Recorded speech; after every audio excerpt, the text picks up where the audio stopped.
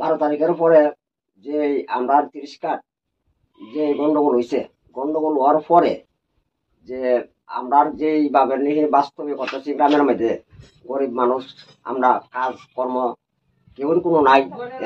রাত্রে পাহারা দিয়ে অনিদ্রায় অসুস্থ হয়ে মানুষ পড়তেছে, কিন্তু কোনো রোজি রোজগারের কোনো আমরা বুদ্ধি নাই, নিরুপায়।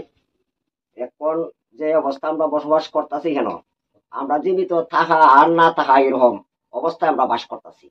তবে আমরা 35 থেকে 40 পরিবারের কোনো এখন পর্যন্ত কোনো কেউ কোনো সরকার বা কোনো একজন নেতা মন্ত্রী আমরা কোনো এখনো বালা মন্দ কোনো জিজ্ঞাসা করছে না যে কিভাবে তোমরা আসো কি না নাই, এরকম ধরনের কোনো আমরা কখনো কেউ জিজ্ঞাসা। তবে আমরা এরকম একটা সরকারের কাছে দাবি করি যে আমরা যদি কোন সময় যে অবস্থায় আমরা আছি, যে ঘর খাওয়ান নাই, মানুষের কর্ম নাই, কাজ নাই, কোন সরকার যদি আমরা অত তাড়াতাড়ি আমরা একটা যদি ক্যাম্প না দেয়, তাহলে আমরা তো এই গ্রামের মানুষ একবার নিরুপায় হয়ে পড়ছি। তখন কিভাবে আমরা বাস্তবে করুম, আমরা কেউই কোনো এরকম কোনো একটা মনের কোনো যে সাহস আইতেছে না। তখন মনে মনে ভাবছি যে না, আমরা মুখ্যমন্ত্রী মানিক সাহা খুব ভালো লোক, তাই না, আমরা খুব ভালোবাসি। ভাবছি যে এই অবস্থা 30 কাঠ গ্রামে যখন একটা দুর্ঘটনা ঘটছে, মানুষের অস্তিত্ব নাই, তখন তাই নিয়ে কন্যা স্যার আমরা আসবো, এসে আমরা দেখবো, দেখায় আমরা মনটা একটা আনন্দ পাইলাম। তবে এখন পর্যন্ত তাইনের কোনো উদ্দেশ্য আমরা পাই না। তাই কি মুখ্যমন্ত্রী কিভাবে যে আমরা রাজ্যে আছে কিনা এরকম পর্যন্ত সারা আমরা পাইতাছি না।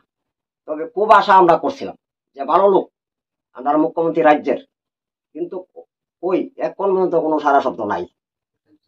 তাহলে আমরা কি ওখানে যে অবস্থায় আছি তাহা আর মরা সমান, তাহা আর মরা সমান। তবে আমরা যদি সরকার এখন কিছু যদি একটা আর্থিক সাহায্য করতো, 35 থেকে 40 পরিবার মোটামুটি খুবই একটা মানুষটি প্রাণটা বাঁচতে পারলো যে কোনোভাবে। তখন তো এইরকম কোনো আশা ভরসা আমরা নাই। এখন 80 ডাঙ্গার সম্ভব আমরা এরকম কোনো যে মনের মধ্যে যে আতঙ্ক সৃষ্টি হয়েছে 80 ডাঙ্গার থেকে ধরে এখন পর্যন্ত কোনো এরকম আমরা দেখছি না। অন্তত পক্ষে তো বয়সটা আমার আপনার 58 থেকে 60-এ পড়ছে, এইরকম আমরা দৃশ্য কোনো সময় দেখি না। তখন যে অবস্থা দেখতেছি একটা অতিরিক্ত আমরা দরকার যে একটা ক্যাম্প দেওয়ার, ক্যাম্প আমরা না হওয়া পর্যন্ত আমরা এই গ্রামের মধ্যে মানুষ, আমরা গরিব মানুষ বাঁচনের কোনো রাস্তা দেখি না। এই সময়ে ছোট ছোট ফলাফান বই সিলেট খাতা কলম যাবতীয় জিনিস শেষ,